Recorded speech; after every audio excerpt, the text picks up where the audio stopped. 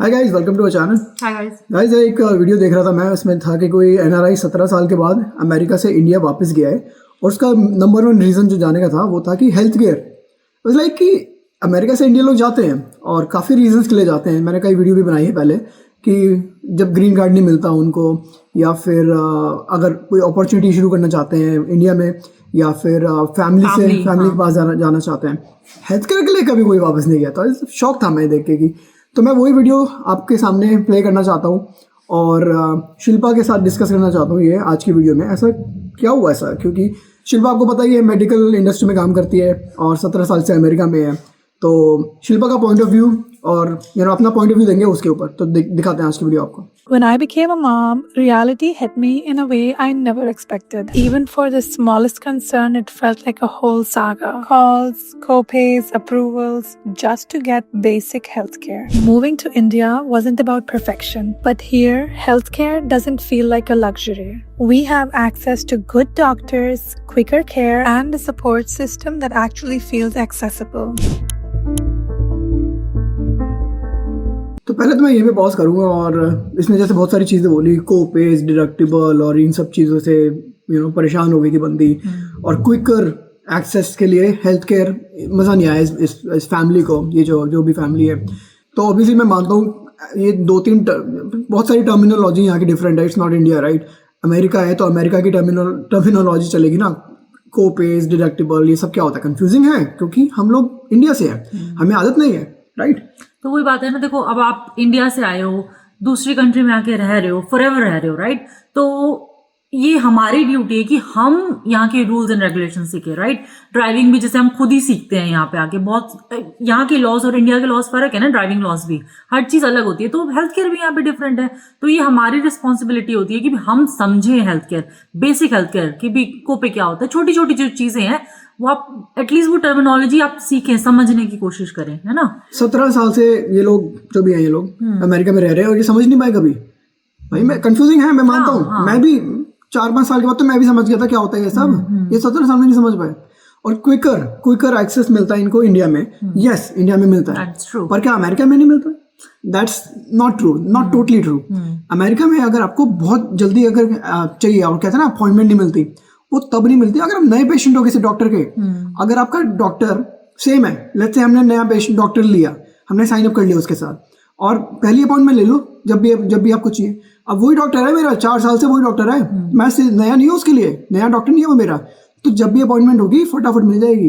हाँ, आप बार बार doctor change करी जा रहे हो, आपका जो पीसीपी है बार बार एज अ न्यू पेशेंट आप हर जगह जा रहे हो, है ना? तो फिर ऑब्वियसली थोड़ा मतलब यहाँ पे ये चीज है।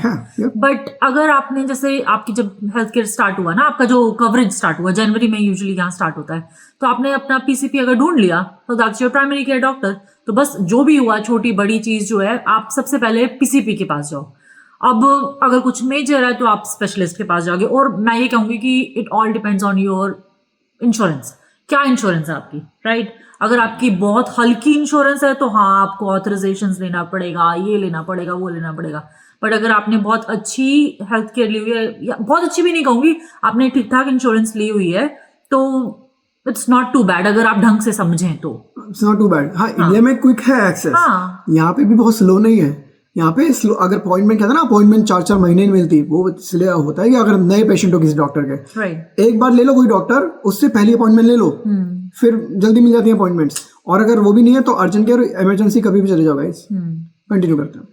This video of an NRI couple who moved back to India after 17 years in the United States has now gone viral and sparked an important conversation online.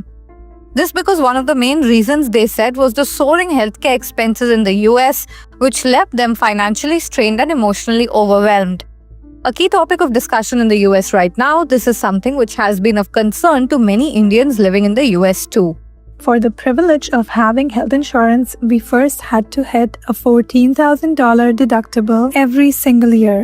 Our premiums kept rising to the point where the cheapest quote we got for just me and my husband was $1,600 a month, and that still came with a $15,000 deductible. That did not even include our twins. Besides, okay, I'm gonna pause again.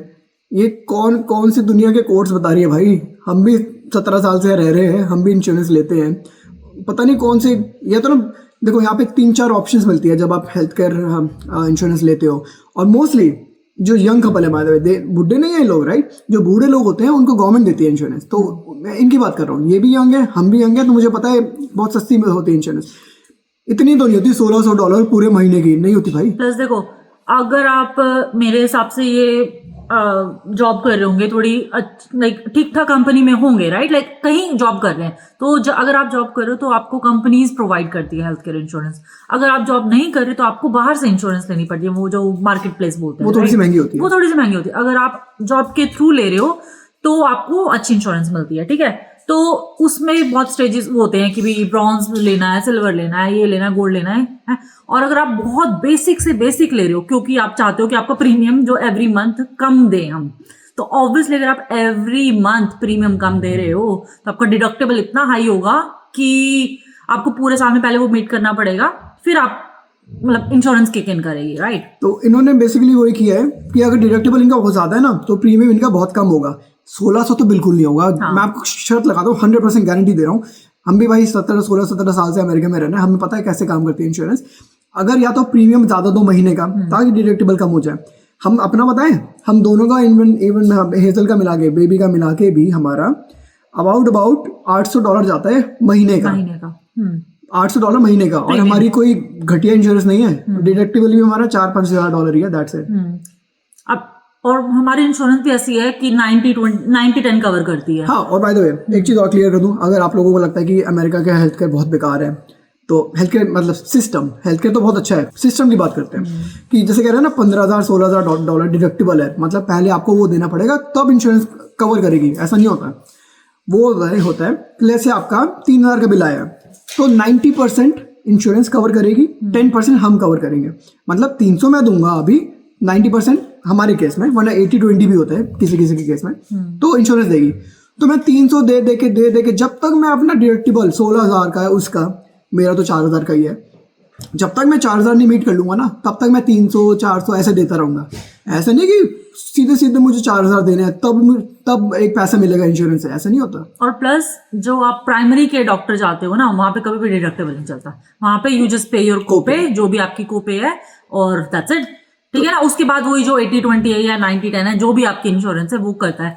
Deductible सिर्फ वही matter करता है जब आप कोई hospitals में जा रहे हो, सर्जरी करा रहे हो, हाँ सर्जरी करा रहे हो, कोई ट्रीटमेंट ऐसा कुछ करवा रहे हो, राइट। कोई खांसी जुकाम बुखार के लिए कभी डिडक्टेबल यूज नहीं होता। अनलेस आपकी बहुत नीची वाली इंश्योरेंस है जिसमें आपका प्लान ही ऐसा है कि आप बहुत कम प्रीमियम दे रहे हो, तो आपको डिडक्टेबल पहले मीट करना पड़ेगा, उसके बाद इंश्योरेंस कुछ देगी। It all depends on what type of insurance you have. तो बेसिकली मैं बस ये बोलना चाहूंगा कि बहुत लोगों से बहुत रीजन से लोग इंडिया वापस जाते हैं। Health care is not one of them. Health care की लिस्ट से कि हम शिल्पा को लेज़र कराना है, हाँ यहाँ पे महंगा इंश्योरेंस, तो हम क्या करेंगे, एक इंडिया की ट्रिप मार लेंगे, फ्लाइट की टिकट मिला के भी ना और लेज़र की कॉस्ट मिला के भी अभी भी यहाँ से सस्ता पड़ेगा हमें।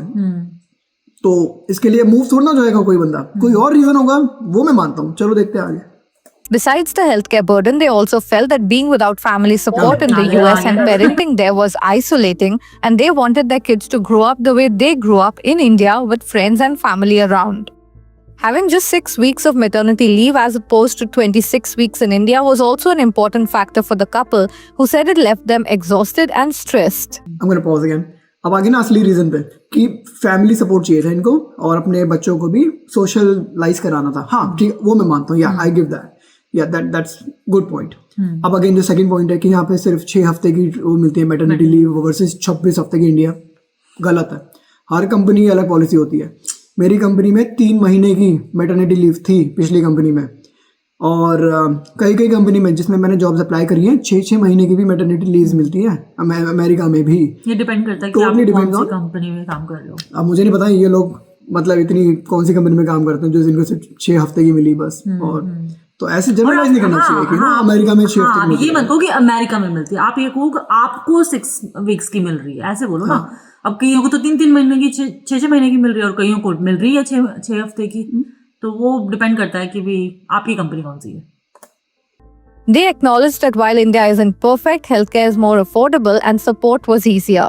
This video drew a host of reactions, with many welcoming the couple back, several even speaking about how they used to live abroad and have now moved back, and many agreeing with the couple's perspective on the US medical costs. However, some thought that the couple had exaggerated some costs of insurance and medical cover. But this basically raises an important factor about those from India who relocate to the United States, that is, high medical costs. Many NRIs in recent years are choosing to come back to India for medical treatments due to lower healthcare costs and faster access to quality healthcare. Besides the cost, fast access is an important advantage, since getting procedures done in many foreign countries, including European countries, can be a long process. It can have several layers of checks, especially if you're using insurance. Treatment costs in India are often 60 to 90% lower than in developed countries, so the cost differential is substantial, and it's substantial enough to offset travel-related expenses. एक चीज़ तो बताना चाहूँगा guys, हर बंदा ये तो बता देगा कि हमारा इतना डिडक्टिबल है, इतना प्रीमियम दे रहे हैं हर महीने। कोई ये नहीं बताएगा कि हम दोनों मिलकर इतना कमाते हैं।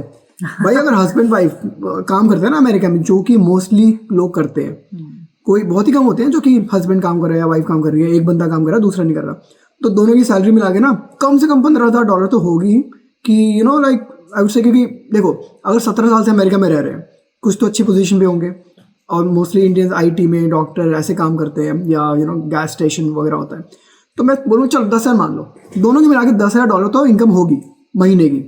अगर $1,000 तुम महीना अगर हेल्थ केयर में भी दे रहे हो, यू नो यू पे what you know you get what you पे फॉर, राइट। अमेरिका का हेल्थ केयर बहुत अच्छा है, तो यू हैव टू पे for that, you know it's not India, right. India का सस्ता है, यहाँ का महंगा है। तो लेट्स से अगर तुम पूरी फैमिली का 1,000 भी दे रहे हो महीने का, 9,000 तो बच रहे हैं। अगर रेंट भी काट लो 4,000, जो कि मैं बढ़ा के बता रहा हूँ, 5,000 तो बच रहा है हाथ में। कम होते फिगर, बहुत होते भाई। सैलरी कोई नहीं बताएगा, हमारा $1,000 का प्रीमियम है वो बताएंगे। खर्चा सब बताते हैं, लेकिन ये नहीं बताते कि भाई how much you are making ना, लाइक आपकी इनकम कितनी है। $5,000 एक महीने लाइक 4 लाख तो आप एक महीने के। हाँ, तो वही ना, आप डॉलर में कितना कमा रहे हो वो नहीं बता रहे। हाँ, like as compare to India ना, इंडिया में उस डॉलर की वैल्यू तो ज्यादा है ना, तो आप ये नहीं बता रहे कि आप कितना कमा रहे हो, बट आप खर्चे बहुत बढ़ा चढ़ा के बता रहे हो कि इतना है। मैं अभी भी कहना चाहूंगी शायद लाइक इस वजह से ये शायद इंडिया नहीं है। फैमिली हो सकता है, ये जो उन्होंने बोला that's a valid point, I agree with that. But actually कुछ कमेंट्स पढ़ा दूं आपको, ये पढ़ो, इसी जो वीडियो में देख रहा था उस पे से लिया हुआ है। Nobody moves back for this particular reason, they don't want to disclose the real reason, period. Health care is a luxury even in India. No one is moving to India over healthcare unless they have some serious health issue that needs constant care. Yeah, constant care चाहिए तो या मैं मानता हूँ, क्योंकि daily अगर आपको चाहिए, नर्स भी चाहिए आपकी पर्सनल, तो हाँ तो वो अलग बात है। ये कहता है I get my insurance from work and my monthly premium is 220। Monthly 220, मैं तो 1,000 की बात कर रहा था। Deductible is 3500। देखो 220 में 3500 डिडक्टिबल है, वो 1600 में 15,000 डिडक्टिबल, पता नहीं कौन से, वो तो बस झूठी फिगर बना दो। I don't know what this crazy couple do. They don't seem like big workers. Yeah, I don't know. तो सीरियसली गाइस, मैं बस ये बोलूँगा कि कई लोग बस इतना बोलते हैं क्योंकि अब वो इंडिया रिलोकेट हो रही है ना, तो अमेरिका की बुराई करेंगे। जब अमेरिका आए थे 17 साल पहले, तब वो इंडिया क्यों छोड़ के आए थे? क्योंकि अमेरिका अच्छा था। तो बेसिकली अपने आप को जस्टिफाई कर रहे हैं और वीडियो बना रहे हैं कि देखो अमेरिका का हेल्थ केयर ऐसा है, इसलिए हम इंडिया आ रहे हैं। आई मीन आप मूव कर रहे हो तो विच इज फाइन ना, कोई बुराई नहीं होती मूव करने में। सबकी अपनी अपनी वो होती है कि रीजनिंग ना, कि मैं इसलिए मूव कर रहा हूँ क्या, बट ऐसे किसी गलत रीजन मत दो। हाँ, गलत रीजन मत दो। हाँ, यहाँ का महंगा है आपकी सैलरी के हिसाब से है, सैलरी इतनी है तो यार थोड़ा सा उस पार्ट उसका हेल्थ केयर में देना पड़ेगा आपको। इंडिया का सस्ता है तो इंडिया में सैलरी भी कम है। बस सिंपल सा एक पर्सपेक्टिव देना था आपको कि not everything you know they sell on internet is true. तो ये थी आज की वीडियो, अच्छे लगे तो लाइक करें, सब्सक्राइब करें। मिलेंगे एक और वीडियो से। बाय।